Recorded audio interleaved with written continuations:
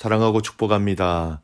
오늘도 우리 예수님과 동행하시는 복된 날이 되시기를 바랍니다. 오늘 말씀은 더 온전한 마음으로 라는 제목으로 함께 말씀을 나누고자 합니다.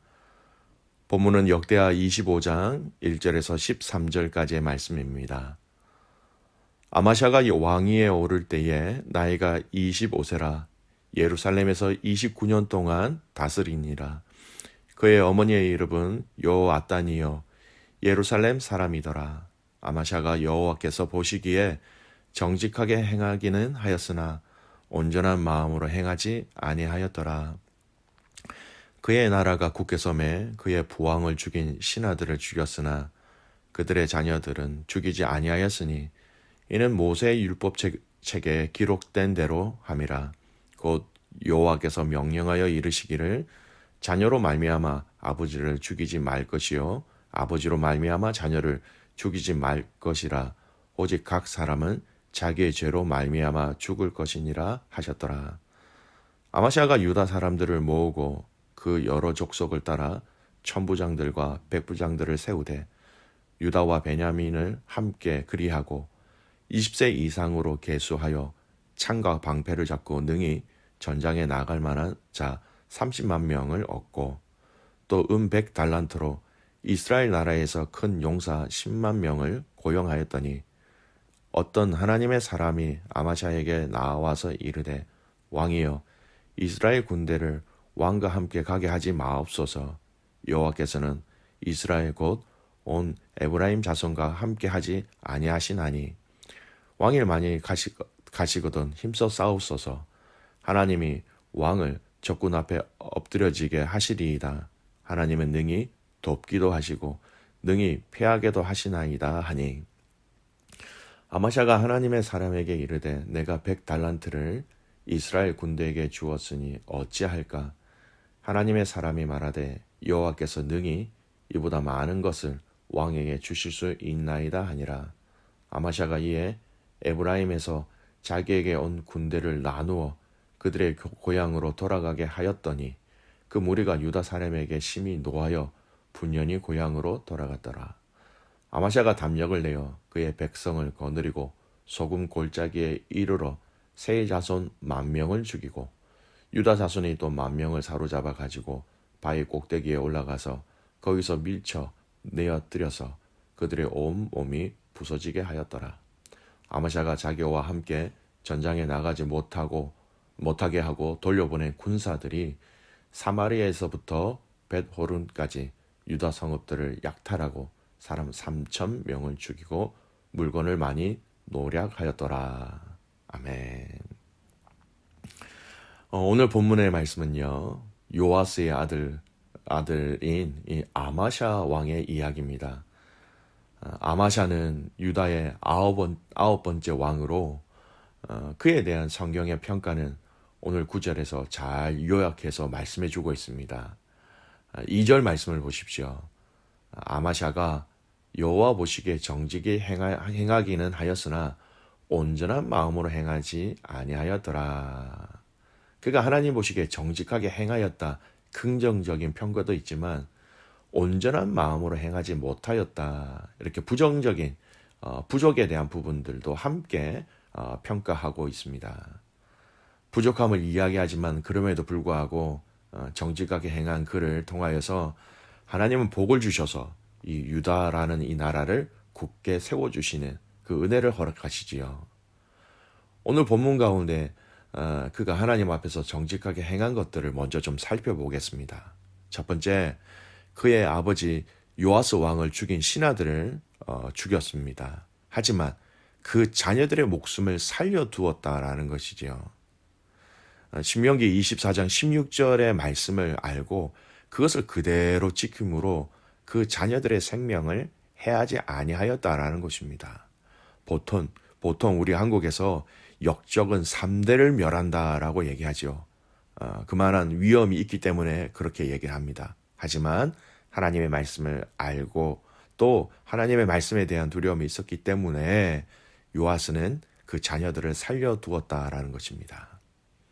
두 번째, 에돔이라는 이 나라를 치려고 할 때에 북이스라엘 용병 10만 명을 돈으로 고용합니다. 근데 이때 하나님의 사람이 와서 북이스라엘 사람들과 함께하는 것이 하나님 앞에서 잘못된 것입니다. 이렇게 지적을 합니다. 8절 후반절 말씀에 보면 하나님이 능히 돕기도 하시고 능히 패하기도 하십니다. 라는 말로 결론을 제시합니다. 그래서 아마샤 왕은 어떻게 결단을 내립니까? 그들과 함께하지 않고 그들을 돌려보냅니다. 그리고 그들과 함께하지 아니한 유다만의 전쟁을 통하여서 에돔과 싸워 전쟁에서 승리하게 되지요. 여러분, 자신의 목숨과 가족들의 목숨과 나라의 미래가 달려있는 전쟁이었습니다. 쉽지 않은 결단이었어요. 그들을 돌려보낸다라는 것은 이미 은 100달란트라는 돈이 지불되었습니다. 재정적인 손해도 분명히 있습니다. 하지만 하나님이 원하시는 방법이 아님을 지적받았을 때 그는 그 말에 순종함으로 하나님이 주신 승리를 맛보게 되었던 것이지요. 하나님이 원하시는 것이 아니라는 것을 들었을 때 정직하게 그 말씀에 반응하였던 것입니다. 돈도 포기하였고 전쟁에서 필수적으로 필요한 추가적인 그 군사 10만 명도 포기하였다라는 것.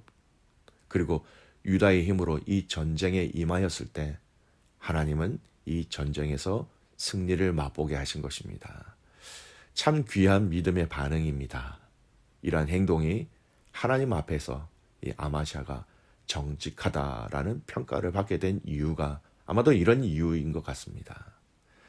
여러분, 저와 여러분이 하나님 앞에서 정직하게 반응하는 은혜가 있기를 바랍니다.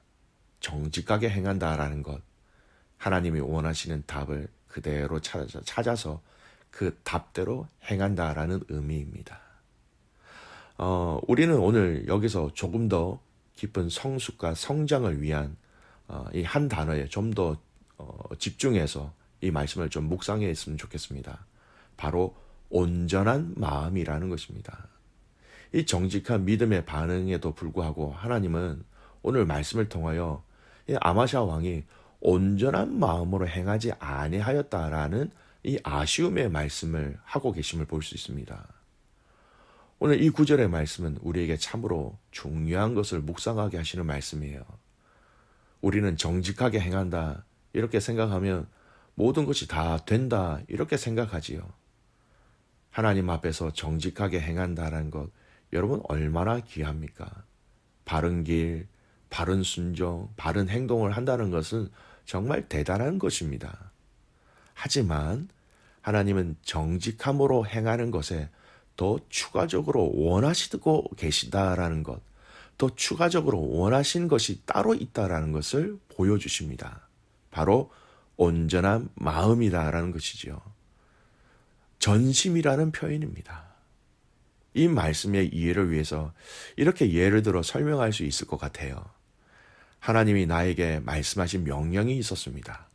그런데 그 명령을 순종하려고 하니까 여러 가지 것들이 마음에 걸리게 됩니다. 그리고 그런 여러 고민 가운데 하나님 앞에 순종하고자 결단하여 순종하였습니다. 하지만 여전히 마음속에는 기쁨으로 감사함으로 하지 못하고 여러 가지 갈등 속에 어쩔 수 없이 순종할 수도 있게 되는 것이지요. 순종함으로 행하였지만 어쩔 수 없는 마음으로 순종하였지만 내 안에 온전한 마음이 아닌 갈등의 마음으로 그 순종으로 행한 마음이 하나님을 향한 100%의 마음이 아닌 70%나 80% 정도가 되는 마음으로 우리는 얼마든지 순종할 수도 있다라는 것입니다. 여러분, 우리의 마음이 하나님 앞에서 온전한 마음을 가지지 못한 채 우리는 신앙생활을 할 수 있다라는 것이지요. 예배를 드려도 온전한 마음으로 드리지 못할 수 있습니다. 헌금을 드려도 온전한 마음으로 드리지 못할 수 있습니다. 봉사를 해도 온전한 마음으로 드리지 못할 수 있는 것이죠. 온전한 마음을 가지지 못하게 하는 것들을 여러분 잘 막아내셔서 주님이 주신 그 온전한 마음을 지켜내시기를 주님의 이름으로 축복합니다. 여러분, 성경에 이 온전함에 대해서 얘기하는 두 가지 예를 말씀을 참고하여 말씀드립니다. 요수아가 이스라엘 백성들을 향하여 전한 메시지를 보십시오. 요수아 24장 14절, 요수아 24장 14절 말씀입니다. 그러므로 이제는 여호와를 경외하며 온전함과 진실함으로 그를 섬기라. 너희 조상들이 강 저쪽과 애굽에서 섬기던 신들을 치워버리고 여호와만 섬기라. 요수아가 이스라엘 백성들을 향하여 여호와 하나님만 섬기라라고 이야기할 때 강조한 것이 무엇입니까? 온전함과 진실함으로. 여러분, 진실함, 정직함이라고 얘기할 수 있겠지요? 저희들이 함께 살펴본 말씀입니다. 온전함을 한 가지 더 추가하여 여호수아도 백성들에게 권면하고 있습니다. 정직함으로 행할 때 그 마음이 100% 온전한 마음으로 하나님께 함께 드려져야 한다라는 것입니다. 한 가지 또 다른 성경에 또 이 온전함을 이렇게 얘기합니다. 다윗이 그의 아들 솔로몬을 훈계할 때에 이 온전함을 강조하여 그 아들을 훈계하였습니다. 역대상 28장 9절이에요. 내 아들 솔로몬아, 너는 내 아버지의 하나님을 알고 온전한 마음과 기쁜 뜻으로 섬길지어다. 여호와께서는 모든 마음을 감찰하사 모든 의도를 아시나니 네가 만일 그를 찾으면 만날 것이요 만일 네가 그를 버리면 그가 너를 영원히 버리시리라. 아들 솔로몬을 향한 훈계이지요. 권면입니다. 솔로몬, 내 아들아, 네가 하나님을 알고 온전한 마음과 기쁨으로 하나님을 섬기라. 이렇게 훈계하는 것입니다. 여러분, 오늘 이 말씀이 아주 중요한 우리의 성숙을 위한, 또 우리 마음의 온전한지 아닌지를 점검할 수 있는 아주 중요한 단어가 있습니다. 그 온전한 마음이라는 것을 증명해 주고 있는 것이 바로 기쁨이라는 것입니다. 여러분, 우리가 어떤 일들을 기쁨으로 한다는 것은요, 여러분, 우리 안에 온전한 마음으로 한다라는 것을 보여주는 것이지요. 오늘 이 말씀을 우리 신앙생활의 삶에 적용한다면 이렇게 얘기할 수 있습니다. 내 자신이 하나님 앞에 예배드릴 때 기쁨이 있다면 그 안에 온전함이 증거되어지는 것입니다. 내 자신이 하나님께 헌신할 때에 그 헌신에 기쁨이 있다면 여러분, 온전한 헌신이라는 것을 그 기쁨이 증거해주고 있는 것이죠. 우리가 하나님 앞에 헌금을 드리고 물질을 드릴 때도 그 드림에 여러분 우리 안에 기쁨이 있다면 그 예물은 온전한 드림이 되는 것입니다. 여러분, 우리의 마음이 이것저것으로 나누어짐으로 순종하는 것이 아니라 주님의 은혜와 사랑에 감사하며 기뻐하는 마음, 온전한 마음으로 순종하며 나아가는 저와 여러분이 되시기를 바랍니다. 온전한 마음으로 순종한다는 이 말씀의 의미를 저와 여러분의 삶에 잘 적용해 보시는 하루가 되길 바랍니다. 전심을 다하여 온전한 마음으로 우리 예수님을 사랑하고 신뢰하고 의지하는 귀한 믿음의 가족들 되시기를 주님의 이름으로 축복합니다. 아멘. 기도하겠습니다. 살아계신 아버지 하나님, 감사와 찬송과 영광을 올려드립니다. 하나님, 오늘 이 아마샤 왕의 평가를 보면서 아버지 하나님, 우리 안에 정직함과 온전함이 함께 있기를 간절히 소원합니다. 하나님, 모든 상황과 환경 가운데 하나님의 말씀이 무엇인지 알고 이 말씀의 원리대로 저희들이 이 답을 써낼 수 있는, 답대로 행동할 수 있는, 정직하게 행동할 수 있는 지혜와 능력과 은혜를 우리에게 더하여 주시옵소서. 또한 하나님 아버지, 우리의 믿음이 이 자리에서 머무는 것이 아니라 좀 더 성숙하고 성장하기를 원합니다. 그렇게 순종하는 내 마음이 하나님 온전한 마음이 되게 하옵소서.